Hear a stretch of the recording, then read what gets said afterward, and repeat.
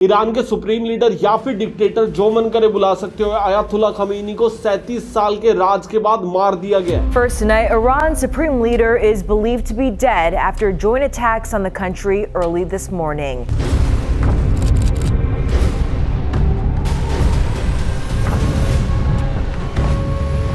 और ईरान का कहना है कि वो अभी इजराइल के प्राइम मिनिस्टर का कत्ल करने वाले हैं बदला लेने के लिए। Iranian officials have vowed a crushing response, declaring all US and Israeli assets in the region legitimate targets. Israel की मुसाद एजेंसी ने उनको ट्रैक किया और यूएस ने उनके ऊपर अटैक करके उनको मार दिया। बट क्यों, कैसे, अब क्या होगा, अब हो क्या रहा है और हमारे ऊपर इसका क्या इंपैक्ट पड़ेगा, सारी चीजों के बारे में बताता हूं।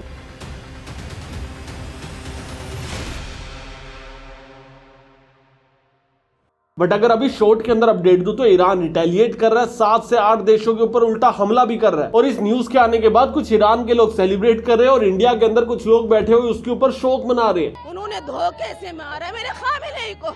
खामिनेई मेरा शेर था, शेर। और ट्रम्प का कहना है कि अगर ऐसे ही चलता रहा तो ये वॉर अभी 1 हफ्ते से भी ज्यादा चल सकती है, जिसके अंदर हजारों लोग मरेंगे, हम सबका घाटा है। कैसे आगे बताऊंगा, पर सबसे पहले एक पॉइंट के ऊपर फोकस करते हैं कि अटैक क्यों हुआ। अगर मैनिपुलेटेड बातों के अंदर ना जाऊं और बिना बातें घुमाए बताऊं तो भैया मिडिल ईस्ट के अंदर अमेरिका को एक ऐसी सरकार चाहिए थी जो प्रो अमेरिका हो। अभी ईरान के अंदर जो गवर्नमेंट है वो प्रो अमेरिका नहीं है। ईरान और अमेरिका की काफी टाइम से फाइट चल रही थी और इनका सबसे बड़ा कॉन्फ्लिक्ट था न्यूक्स को लेकर। ईरान अपने खुद की सेफ्टी के लिए न्यूक्स बनाना चाहता था जिसका उसके पास हक होना चाहिए, बट अमेरिका नहीं चाहता कि कोई और कंट्री न्यूक्स बनाए। और अगर कोई और कंट्री न्यूक्स बनाने की ट्राई करती भी है तो अमेरिका उनके ऊपर सैंक्शन लगा देता है। और अगर उन सैंक्शंस के लगने के बाद भी कोई कंट्री न्यूक्स बनाने की ट्राई करे तो अमेरिका उनके ऊपर अटैक कर देता है। तो अमेरिका का बोलना है कि भैया मैंने सिर्फ 2 रीजन से अटैक किया। पहला तो ये कि भैया वहां पे डिक्टेटरशिप है एंड वो चाहता है कि वहां पे डेमोक्रेसी आ जाए, क्योंकि हम लोग हैं फादर ऑफ डेमोक्रेसी। तो जहां जहां पे डिक्टेटरशिप होगी, जहां जहां पे लोग खुश नहीं होंगे, वहां पे हम लोगों को खुश करेंगे। और दूसरा ऑब्वियसली न्यूक्स की भैया ईरान मान नहीं रहा था और वो खुद के न्यूक्स बनाना चाहता था और हमने उनको रोक दिया। और रोकने के लिए क्या किया, उनकी अपर मैनेजमेंट को खत्म कर दिया। बट इन रियल वो चाहते हैं कि वहां पे रिजीम चेंज लाया जाए। ईरान के अंदर अभी इस्लामिक रिजीम फॉलो होती है और इस्लामिक रिजीम फॉलो होने से पहले वहां पे प्रो यूएस गवर्नमेंट थी। और जब से इस्लामिक रिजीम आई है प्रो यूएस गवर्नमेंट हट चुकी है और अमेरिका कभी भी नहीं चाहता कि कोई भी देश उसके हाथ से बाहर निकले, क्योंकि अगर आप लोग एक बहुत बड़ी पावर को मिडिल ईस्ट के अंदर पनपने दोगे तो वो आपके आसपास चीजें डैमेज कर सकती है। वैसे ईरान के अंदर अटैक तो रिजीम चेंज के लिए ही किया गया, पर होगा या नहीं होगा वो थोड़ा सा भी टफ है। और टफ ये इसलिए क्योंकि आप लोग किसी के भी लीडर को मार के रिजीम चेंज नहीं ला सकते हो। स्पेशली ईरान जैसी कंट्री में ईरान को आप लोग कमजोर मत समझना। उनके पास 2000 से ज्यादा बैलिस्टिक मिसाइल्स हैं। न्यूक्स नहीं है उनके पास, कोई बात नहीं, पर उनके पास बहुत पावरफुल मिसाइल सिस्टम है। और अभी रिजीम चेंज करवाने के लिए उनके ऊपर अटैक कंटिन्यूअसली डेफिनेटली किया जा रहा है। बट इजराइल ने एक और चाल क्या चली है, उनको ना इंटरनली तोड़ रहे हैं। इजराइल के पास न्यूक्स और वो वॉर के अंदर न्यूक्स यूज कर नहीं सकता। और उसकी स्पेशलिटी है मोसाद, उनकी एक एजेंसी जो वर्ल्ड की one of the most powerful agency है। उन्होंने क्या किया, ईरान के सभी लोगों के ना मोबाइल फोन्स को हैक कर लिया और वहां पे नोटिफिकेशंस और मैसेजेस भेजे जा रहे हैं कि अगर आप लोग हमारे खिलाफ फाइट कर रहे हो तो मत करो, हथियार को वहीं की वहीं रख दो, हम लोग आपको जान से नहीं मारेंगे। और अगर आप लोग आम इंसान हो इस मैसेज को पढ़ रहे हो तो एक काम करो, सड़क पे आओ, यही तुम्हारा टाइम है प्रोटेस्ट करने का, यही तुम्हारा टाइम है आजादी लेने का। लोगों को भड़काया जा रहा है कि आप लोग सड़क पे निकलो और सड़क पे निकल के अपने हक के लिए आवाज उठाओ। इजराइल पूरा पूरा इंफॉर्मेशन वॉरफेयर का गेम जीतना चाहता है, क्योंकि वेस्ट के अंदर जितनी मीडिया वो ये चीज को प्रमोट कर रही है कि भैया जब से ईरान के अंदर अटैक हुआ है तब से भैया ईरान के लोग सेलिब्रेट कर रहे हैं। एक्चुअल के अंदर ईरान के मैक्सिमम लोग सेलिब्रेट नहीं कर रहे हैं। हम वहां पे काफी सारे ऐसे लोग हैं जो सेलिब्रेट कर रहे हैं और उसके डिफरेंट रीजन है, जिसको मैंने इस वीडियो के अंदर एक्सप्लेन भी कर रखा है, पर एक बार बहुत शॉर्ट के अंदर बता देता हूँ। ईरान के अंदर अभी इन्फ्लेशन काफी ज्यादा हाई जा चुकी है, उनकी करेंसी की वैल्यू बहुत ज्यादा कम हो चुकी है और वहां पे जॉब्स लोगों के पास नहीं है, लोगों के पास खर्चने को पैसा नहीं है। और वहां पे जो कानून है वहां पे शरिया लॉ लागू हो रखा है। दैट मींस आपको बुरखे में रहना कंपलसरी है एंड काफी सारे मुस्लिम कानून लगा रखे हैं, जिसकी वजह से पीछे क्या हुआ था, एक औरत ने अपना बुरखा सिर्फ सही से नहीं पहन रखा था इसलिए उसको मार दिया गया था। इसके बाद काफी सारे प्रोटेस्ट हुए थे और बुरखों को जलाया गया था एंड वहां के काफी सारे लोग अपने कानून से बहुत ज्यादा परेशान थे। डेफिनेटली वो लोग परेशान नहीं थे, ना ही उनको भूख लगती थी, जो अपने धर्म के अंदर बहुत ज्यादा मिल चुके थे, जो धर्म के इन्फ्लुएंस में पागल हो चुके थे और खमीरी को अपना भगवान मानते थे, वो लोग कभी भी प्रोटेस्ट नहीं कर रहे थे। एंड ऐसे लोगों की पॉपुलेशन भी ईरान के अंदर बहुत ज्यादा है। पर वेस्ट मीडिया क्या कर रहा है, इन्फॉर्मेशन वॉरफेयर को जीतने के लिए सिर्फ उन्हीं लोगों को क्लिप्स दिखा रहा है जो लोग सेलिब्रेट कर रहे हैं। तुमने काफी सारे इंडियंस की रोते हुए की क्लिप्स देख ली होगी, उसका भी यही रीजन है कि ये जो खमीनी है इनको सिर्फ और सिर्फ ईरान के डिक्टेटर्स नहीं माना जाता था, इनको शिया मुस्लिम के one of the biggest religious leader माना जाता था। अभी जिनको शिया मुस्लिम का नहीं पता, शिया मुस्लिम एक होते हैं, सुन्नी मुस्लिम एक होते हैं और एक दो टाइप के शायद और भी होते हैं। टोटल वर्ल्ड के अंदर 1.6 बिलियन मुस्लिम्स हैं, जिसके अंदर से 15% जो मुस्लिम्स है वो है शिया मुस्लिम, जिनकी पॉपुलेशन सबसे ज्यादा है ईरान के अंदर, उसके बाद इंडिया के अंदर और उसके बाद पाकिस्तान के अंदर। एग्जैक्टली इंडिया के अंदर शिया मुस्लिम पाकिस्तान से ज्यादा है। और ईरान के अंदर जो भी शिया मुस्लिम्स है और सेलिब्रेट कर रहे हैं वो इसलिए सेलिब्रेट कर रहे हैं क्योंकि उन्होंने ना वो चीज फेस करी। उन्होंने देखा कि भुखमरी क्या होती है, उन्होंने देखा कि कैसे लॉस को इतना फोर्सफुली इंपोज किया जाता है, कैसे आपको दबाया जाता है, कैसे आपको सांस नहीं लेने दी जाती। उनके वहां पे काफी टाइम से प्रोटेस्ट चल रहे हैं, इंटरनेट को शट डाउन कर दिया गया। और इस पूरे इंसिडेंट को मैंने इस वीडियो के अंदर कवर कर रखा था, तो मैं बहुत ज्यादा लंबा इसको नहीं खींचूंगा। नाउ तुम्हें अटैक करने का पूरा एजेंडा समझ आ गया। अटैक होने की खबरें बहुत टाइम पहले से आती जा रही थी। जब से ईरान के अंदर प्रोटेस्ट हो रहे हैं, डोनाल्ड ट्रंप ने काफी बार ये चीज अनाउंस करी कि हम लोग ईरान के ऊपर मिलिट्री एक्शन लेने वाले हैं, बट उन्होंने उस टाइम पे मिलिट्री एक्शन लिया नहीं। और इस बार इसलिए लिया गया क्योंकि ये one of the best time है। इंटरनल सिविल वॉर चल रही है, अगर बाहर से आगे सरकार को गिरा दे तो बहुत हाई चांस है कि सरकार गिर जाएगी। जिसके बाद यूएसए हमेशा क्या करता है, जो भी ऐसे देश होते हैं उनके ऑयल के ऊपर कब्जा करते हैं और जाके बाहर बेचता है। और सेम यही चीज वेनेजुएला के साथ भी की गई है। खुद को फादर ऑफ डेमोक्रेसी बोल के, खुद को पापा समझ के हर जगह पे निकल लेता है अटैक करने। अभी वीडियो में आगे बढ़ने से पहले तुमने एक चीज नोटिस करी होगी कि 2026 के अंदर ना एआई मिशन अनाउंस हो चुका है। एआई के अंदर आज की डेट में करोड़ों की फंडिंग डाली जा रही है, जिसका बहुत सिंपल सा मतलब है कि भैया अगर एआई को बिल्ड करना नहीं सीखा तो फ्यूचर इकोनॉमी में सर्वाइवल बहुत मुश्किल हो जाएगा। और आजकल के इंजीनियरिंग कॉलेजेस के अंदर क्या हो रहा है, एआई को एज अ सब्जेक्ट पढ़ा के छोड़ दिया जाता है, जिसके बाद बच्चे ग्रेजुएट तो हो जाते हैं पर एक्चुअल में एआई के अंदर काम करना या उसको बनाना सीख नहीं पाते हैं। फिर बाद में जाके जॉब्स की प्रॉब्लम होती है। और मार्केट के इसी गैप को फुलफिल करने आया है ओल्टा स्कूल ऑफ टेक्नोलॉजी। ये एक न्यू एज स्कूल है जिसके अंदर आपको बीटेक की डिग्री के साथ साथ एआई की प्रैक्टिकल स्किल्स भी डेवलप करवाई जाती है। यहाँ पे आपको न्यूरल नेटवर्क, डीप लर्निंग और एआई एमएल सिर्फ और सिर्फ पेपर पे नहीं सिखाया जाता है, आपको प्रॉपर प्रोजेक्ट्स करवाए जाते हैं। ओल्टा का सिंपल डिफरेंस ये है कि यहाँ पे AI with GPUs, robotics labs, open AI tool, LLM और रियल सिस्टम बिल्डिंग के ऊपर फोकस किया जाता है। और इस सबके साथ साथ ना हर एक स्टूडेंट को इंडिविजुअली मैकबुक दिया जाता है काम करने के लिए। और इस विजन को ड्राइव कर रहे हैं आशीष मुंजाल, जिनके पास टेक और एजुकेशन का 10 साल से भी ज्यादा का एक्सपीरियंस है, और हर्षित अग्रवाल जो खुद आईआईटी ग्रेजुएट है। इन्होंने पूरे करिकुलम को रियल मार्केट जॉब्स के अकॉर्डिंग डिजाइन किया है। बट एक छोटी सी प्रॉब्लम है कि इनके पास ना सीट काफी ज्यादा लिमिटेड है। और यहाँ पे एडमिशन लेने के लिए आपको एक टेस्ट देना पड़ेगा जो कि है ASAT टेस्ट। और यही एग्जाम 14 मार्च को होने वाले, जिसके अंदर अप्लाई करने की लास्ट डेट 13 मार्च होने वाली है। तो लिंक तुम्हें मेरे डिस्क्रिप्शन और पिन कमेंट के अंदर मिल जाएगा। और अभी हम लोग वीडियो के अंदर वापस चलते हैं। Now after all this Iran के साथ क्या होने वाला है, सबसे पहले ये चीज समझो कि ईरान के अंदर सिर्फ और सिर्फ सुप्रीम लीडर नहीं मरे हैं, उनके साथ साथ कमांडर और डिफेंस मिनिस्टर दोनों की हत्या हुई है। जो चलते स्कूल के ऊपर ईरान के अंदर बॉम्ब गिराए गए वो एक अलग न्यूज है। बट अभी क्या होगा, ईरान के आपने लीडर को मार दिया, अभी सारी चीजें नॉर्मल हो जाएगी, ईरान सरेंडर कर देगा या फिर क्या होगा? इस चीज का जवाब ईरान एग्जैक्टली अभी दे रहा है। 28 फरवरी को ईरान के ऊपर अटैक किया गया था और 1 मार्च को ईरान ने रिटेलिएट किया, और सिर्फ 1 घंटे के अंदर अंदर रिटेलिएट किया। और जिस लेवल पे ईरान ने रिटेलिएट किया था ना, उस चीज को देख के समझ आ रहा था कि कोई ना कोई बहुत बड़ी चीज हुई है। क्योंकि ईरान ने 7 कंट्रीज के ऊपर अटैक किया था, Saudi Arabia, Qatar, UAE, Kuwait, Israel, Jordan, Syria और भी काफी देशों के ऊपर। और अभी इन देशों के ऊपर अटैक क्यों किया जा रहा है, उसके 3 रीजन है। सबसे पहला रीजन क्योंकि ईरान की मिसाइल डायरेक्टली यूएस तक पहुंचती नहीं है। दूसरा रीजन क्योंकि ये सारे के सारे देशों के अंदर यूएस के मिलिट्री बेसिस हैं। और तीसरा रीजन ये सिर्फ और सिर्फ मिलिट्री बेसिस के ऊपर अटैक कर भी नहीं रहे हैं। अगर तुम लोग कुछ क्लिप्स देखोगे तो दुबई के अंदर अटैक किए जा रहे हैं, दुबई के 7 स्टार होटल के ऊपर अटैक किया जा रहा है, बुर्ज खलीफा के ऊपर अटैक किया गया, वो तो उसको बीच में रोक दिया गया। और ये सारी की सारी चीजें इसलिए एग्जीक्यूट हो पा रही है क्योंकि खमीनी को पता था कि उसको टारगेट किया जाएगा, तो उसने अपने जाने से पहले ही पावर को डिस्ट्रीब्यूट कर दिया था कि उसके जाने के बाद कैसे चीजों को एग्जीक्यूट किया जाएगा। और ईरान के पास 2000 से ज्यादा बैलिस्टिक मिसाइल्स है। But the biggest question is कि क्या ईरान के ऊपर यूएसए टेक ओवर कर पाएगा? और अगर प्रैक्टिकल ग्राउंड्स के ऊपर देखें तो ये चीज काफी ज्यादा मुश्किल है, क्योंकि इंफॉर्मेशन वॉरफेयर के अंदर यूएसए और इजराइल बहुत ज्यादा कोशिश कर रहे हैं। पहले ईरान बहुत ज्यादा कमजोर हो चुके हैं और उसको और ज्यादा कमजोर करने की कोशिश की जा रही है। पर अभी तक हमको एक बहुत बड़ा सिविल कॉन्फ्लिक्ट ईरान के अंदर देखने को नहीं मिला है। बोल हो रहा होगा और ईरान शायद सक्षम है उस चीज को कंट्रोल करने के लिए। और ये चीज शायद तभी प्रैक्टिकली पॉसिबल होगी जब यूएस मिलिट्री ईरान के अंदर घुसेगी। और यूएस मिलिट्री डायरेक्टली ईरान के अंदर टेक ओवर करने के लिए घुसेगी, इसके चांसेस बहुत ज्यादा कम है। क्योंकि ऐसे पास्ट के अंदर जब भी किया गया यूएस की आर्मी के लोग मरते हैं और ये चीज यूएस के लोगों को पसंद नहीं है। ईरान के ऊपर अटैक करने से पहले भी 70% अमेरिकन ने मना किया था, उसके बाद भी ट्रम्प बाई ट्रम्प है, कुछ भी कर देता है, नशे में चलता है, उसके पास पावर है और वो एक बुली की तरह बिहेव करता है। तो जैसे कि मैं बोल रहा हूँ कि ग्राउंड के ऊपर इन्वेजन करने का यूएस के बहुत कम चांसेस है। और ईरान के अंदर एक नया सुप्रीम लीडर चूज करने का प्रोसेस ऑलरेडी शुरू हो भी चुका है। अभी उन्होंने एक इंटरनल लीडरशिप काउंसिल बनाई है जो सारे के सारे डिसीजंस ले रही है। है। उसके बाद इनके पास तीनों ऑप्शन है, एक है हेड ऑफ जुडिशरी, सेकंड है chief of staff and third है ग्रैंडसन ऑफ खमीनी। अभी तक ये सुनने में आ रहा है कि इन तीनों में से किसी भी एक को अगला सुप्रीम लीडर बना दिया जाएगा। जो लोग सुप्रीम लीडर को प्रेसिडेंट से मिला के कंफ्यूज हो रहे हैं, कंफ्यूज मत हो ना, प्रेसिडेंट इनके होता है पर सुप्रीम लीडर के पास प्रेसिडेंट से भी ज्यादा पावर होती है ना। One of the biggest question कि भैया अगर ईरान यूएस के ऊपर अटैक नहीं कर सकता तो गल्फ कंट्रीज के ऊपर क्यों अटैक कर रहा है? ईरान भी एक इस्लामिक कंट्री और वो अटैक भी इस्लामिक कंट्री पे कर रहा है, चल क्या रहा है? सबसे पहले जो बेसिक कॉन्सेप्ट बताया था शिया मुस्लिम सुन्नी मुस्लिम वो अलग अलग मुस्लिम्स है। एंड सेकंड, गल्फ कंट्रीज के ऊपर अटैक दो रीजंस की वजह से किया जा रहा है। पहला, वर्ल्ड के अंदर प्रेशर बने, एंड दूसरा, गल्फ कंट्रीज के अंदर प्रेशर बने। जैसे जैसे गल्फ कंट्रीज के ऊपर अटैक किया जा रहा है, गल्फ कंट्रीज यूएस को प्रेशराइज करेगी कि आप लोग वॉर को जल्दी से जल्दी या फिर अभी के अभी रोक दो। एंड जिन न्यूज चैनल्स का ये बोलना है कि भैया वर्ल्ड वॉर 3 होने वाली है, तो वर्ल्ड वॉर 3 होने के अभी भी काफी कम चांसेस है, क्योंकि वर्ल्ड वॉर 3 तभी होगी जब बड़े बड़े देश इसके अंदर एंटर करेंगे। यूके ने भी बोला कि उसके एयरफोर्स एक्शंस के लिए रेडी है, पर जब तक ग्राउंड के अंदर नहीं आते हमको देखने वाली बात है। और अभी लेटेस्ट सुनने में आ रहा है कि यूएस का F-15 जेट को क्रैश कर दिया गया। बट सबसे बड़ा क्वेश्चन अभी भी सबके माइंड में यही है कि क्या वर्ल्ड वॉर 3 हो सकती है? एंड ऑनेस्टली बताऊं तो उसकी पॉसिबिलिटीज बहुत ज्यादा कम है, क्योंकि वर्ल्ड वॉर्स ना तभी होती है जब दो बहुत बड़े ग्रुप्स एक दूसरे के अंदर फाइट करते हैं। बट अभी जो देखने को मिलने वाला है वो सिर्फ और सिर्फ बुलिंग होने वाली है। सभी देश मिलकर ईरान के ऊपर अटैक करने का प्लान कर रहे हैं। ईरान ने इंटरनेशनल प्रेशर बनाने के लिए गल्फ के अंदर अलग अलग जगहों के ऊपर अटैक किया, और वही चीज अभी उल्टी पड़ती दिख रही है, क्योंकि गल्फ कंट्रीज भी रिटेलिएट करने की बात कर रही है। और अभी 2 मार्च जिस दिन तुम ये वीडियो देख रहे हो ना, 3 बजे की न्यूज आई है कि इन्होंने one of the biggest oil refinery के ऊपर भी अटैक कर दिया है। ईरान ने सऊदी की one of the biggest oil refinery के ऊपर अटैक कर दिया है। और अगर तुम लोग ईरान को देखोगे ना, तो वो काफी ज्यादा कोशिश कर रहा है बदला लेने की। वो जितना ज्यादा डैमेज हो सके ना उतना ज्यादा डैमेज पहुंचा रहा है, पर कोई प्रिसाइज एक्शन नहीं ले पा रहा। उन्होंने बहुत पहले अनाउंस कर दिया था कि वो बदला लेंगे और नेतन्याहू को मार देंगे, बट एक्चुअल के अंदर ग्राउंड रियलिटी वो सिर्फ और सिर्फ रैंडम बॉम्ब फायर कर रहे हैं, क्योंकि अभी तक कोई भी बड़ी कैजुअलिटी किसी भी और देश से नहीं आई है। और प्रिसाइज एक्शन के अंदर ना इजराइल बहुत आगे है, मानना पड़ेगा। उसके पास बहुत ज्यादा एडवांस टेक्नोलॉजी या फिर बहुत ज्यादा एडवांस बॉम्बिंग नहीं है एज कम्पेयर टू यूएस से। यूएस के पास ना हमेशा से एडवांस मिसाइल, एडवांस बॉम्ब ये चीजें रखी होती थी, बट उन बॉम्ब्स का करें क्या अगर पता ही नहीं है कि मारना कहां है। अभी इजराइल के पास जो मोसाद एजेंसी है वो सारी की सारी इंटेल को कलेक्ट करती है, और वो सारी की सारी इंटेल को यूएस को दिया जाता है, और यूएस और इजराइल दोनों मिलकर डिसाइड करते हैं कि कहां कब और कितना अटैक करना है, जिससे वो अपने मिशन के अंदर सक्सेसफुल हो पाए। जैसे ईरान की मीडिया ईरान को ये चीज बहुत ज्यादा बताने की कोशिश कर रही है कि भैया जो हमारे सुप्रीम लीडर को मारा गया ना, वो अपने ऑफिस के अंदर मारा गया, वो काम कर रहे थे। बट कुछ सोर्सेज ये भी क्लेम करते हैं कि वो बंकर के अंदर छुप के बैठे थे, क्योंकि यूएस ने जो बॉम्ब्स यूज किया ना, वो बंकर बस्टिंग मिसाइल्स यूज की गई हैं, कि अगर कोई बंकर के अंदर भी बैठा होगा तब भी उसको एलिमिनेट किया जा सके। और ईरान की ऐसे ब्लाइंड फायरिंग की वजह से इनिशियली ये चीजें दिख रही थी कि हाँ वर्ल्ड के अंदर थोड़ा बहुत प्रेशर बन रहा है यूएस के ऊपर, बट अभी वो चीजें एकदम उल्टी दिखती समझ आ रही है। जर्मनी, फ्रांस एंड यूके ने बोल दिया कि वो लोग भी ईरान के ऊपर रिटेलिएट करेंगे। और अभी जर्मनी, फ्रांस और यूके बीच में कैसे आ गए? ये लोग इसलिए आ गए क्योंकि गल्फ के अंदर इनकी जितनी भी एसेट्स थी उनको भी टारगेट किया गया। And they will be like कि भैया अगर कोई बुली हो ही रहा है और हमारे पास भी अपनी मसल पावर फ्लेक्स करने का टाइम है तो क्यों ना किया जाए। एंड यस, वैसे तो गल्फ कंट्रीज रिटेलिएट नहीं करती हैं इसीलिए, पर अभी किया जाएगा। Jordan, Qatar, Kuwait, Saudi Arabia, UAE, ये लोग भी बोल रहे हैं कि ये लोग ईरान के ऊपर रिटेलिएट करेंगे। स्टिल जैसे मैंने बोला था कि वर्ल्ड वॉर होने के काफी कम चांसेस है, और मैं अभी भी उस पॉइंट के ऊपर खड़ा हूं, जिसका one of the biggest reason है कि ईरान को सपोर्ट करने वाली 2 कंट्रीज है बड़ी, पहली रशिया और दूसरी चाइना, और दोनों की दोनों कंट्रीज सिर्फ और सिर्फ बातें कर रही है, एक्शंस नहीं ले रही है। चाइना बहुत स्मार्ट है, जहां पे प्रॉफिट दिखता है वहीं पे घूम जाता है। तो जब 2 बड़ी पावर सामने सामने नहीं आएंगी ना, तो वर्ल्ड वॉर हो ही नहीं सकती है। अभी क्या हो रहा है, काफी सारी कंट्रीज मिलकर एक कंट्री के ऊपर अटैक डेफिनेटली कर सकती है, जिससे शायद आप लोग एक कंट्री को ज्यादा बुली कर लोगे या ज्यादा जल्दी तबाह कर लोगे, बट वो कंट्री किस किस के ऊपर रिटेलिएट करेगी, वो बहुत ज्यादा डैमेज वर्ल्ड के अंदर अकेले नहीं पहुंचा पाएगी। तो यस, हम लोग बोलेंगे कि आधी दुनिया ने मिलकर एक देश को तबाह कर दिया, अगर ऐसा कुछ भी होता है तो, बट हम लोग इसको शायद वर्ल्ड वॉर 3 नहीं बोलेंगे, क्योंकि वर्ल्ड वॉर 3 होने के लिए सामने वाली पार्टी के अंदर भी कुछ कंट्रीज तो होनी ही चाहिए, एटलीस्ट 50-50 या 30-70 का रेशियो तो होना ही चाहिए ना। यहाँ पे तो 5 और 95 का रेशियो है, ये कैसी वर्ल्ड वॉर होगी? और ईरान क्या कर रहा है, जितना बदला यूएस और इजराइल से ले पा रहा है ले रहा है। 2 मार्च की सुबह ईरान ने इजराइल के ऊपर बहुत ज्यादा बैलिस्टिक मिसाइल्स दागी है, जिसमें से काफी सारी मिसाइल्स को उनका आयरन डोम रोक भी नहीं पाया। एंड इजराइल सबसे बड़ी बैठ कर है स्ट्रेट ऑफ हॉर्मोज रूट के ऊपर। ये ईरान के पास एक 30 किलोमीटर का एरिया, जिसके अंदर से वर्ल्ड का 20% ऑयल सप्लाई होता है, और हाल ही के दिनों में तो इंडिया का 90% ऑयल सिर्फ और सिर्फ उसी रूट से आ रहा है। और सिर्फ ये 2 दिन की वॉर के अंदर क्रूड ऑयल के रेट 10% से बढ़ चुके हैं। और एक और चीज बता दूं कि इसी रूट से ही इंडिया का 50% से ज्यादा एलपीजी भी आता है। तो बहुत हाई चांसेस है कि आने वाले टाइम में पेट्रोल के बहुत ज्यादा रेट बढ़ सकते हैं और एलपीजी भी महंगा हो सकता है। और जैसे ईरान ने सभी गल्फ कंट्रीज के ऊपर अटैक किया, इन्होंने खुद को वॉर जोन डिक्लेयर कर दी है, जिसकी वजह से वो भी ऑयल को ज्यादा प्रोड्यूस नहीं कर पा रहे और ना ही ज्यादा सप्लाई कर पा रहे हैं। सभी की सभी फ्लाइट्स को कैंसिल कर दिया गया। समंदर के अंदर जो भी शिप्स इजराइल के पास से जा रहे हैं, सभी ट्रेड को कैंसिल कर दिया गया, जिसकी वजह से पूरे वर्ल्ड के अंदर इन्फ्लेशन बढ़ेगी, क्योंकि क्योंकि एक 30 किलोमीटर के एरिया को इजराइल ने माइंस लगा के ब्लॉक कर दिया, और दूसरा उसके आसपास से जाने वाली किसी भी शिप को इंश्योरेंस नहीं मिल रहा है। जब भी ट्रेड किया जाता है ना, बहुत बड़ी बड़ी शिप्स होती है और बहुत ज्यादा सामान लेके जाया जाता है, और अगर एक भी शिप क्रैश हो जाए तो बिलियंस ऑफ डॉलर का लॉस होता है। और उस चीज को कवर करने के लिए ना हर शिप अपना इंश्योरेंस लेके चलती है, और मैक्सिमम रूट्स के ऊपर इंश्योरेंस कंपनीज ने इंश्योरेंस देने से मना कर दिया है, जिसकी वजह से ग्लोबल इंस्टेबिलिटी आएगी और वॉर को जल्दी रोकने के लिए अमेरिका के ऊपर प्रेशर किया जाएगा। और ये सबको देखे ना यूएन ने एक इमरजेंसी मीटिंग बुलाई है मंडे को। सैटरडे को वॉर हुई, संडे को पूरा तमाशा देखा, मंडे को बुला रहे थे। यार सैटरडे संडे कौन काम करेगा, छुट्टी बना के आराम से आएंगे मंडे को। ये तो बढ़िया मंडे सुबह रख ली, मंडे शाम को नहीं रखी। भाई बोले कि भैया जो संडे को बीयर पी रखी है उसका हैंगओवर उतरने में टाइम लगेगा। और अभी इस सबके बाद आगे क्या होगा उसको शॉर्ट में समझते हैं। देखो ईरान इस सबके बाद स्टेबल हो या फिर ना हो, टेरर पनपेगा और कहीं ना कहीं पे अमेरिका को भी उसका सामना करना पड़ेगा। अमेरिका कह रहा है कि भैया we have the right to defend. अरे भाई तुमने पहले अटैक किया है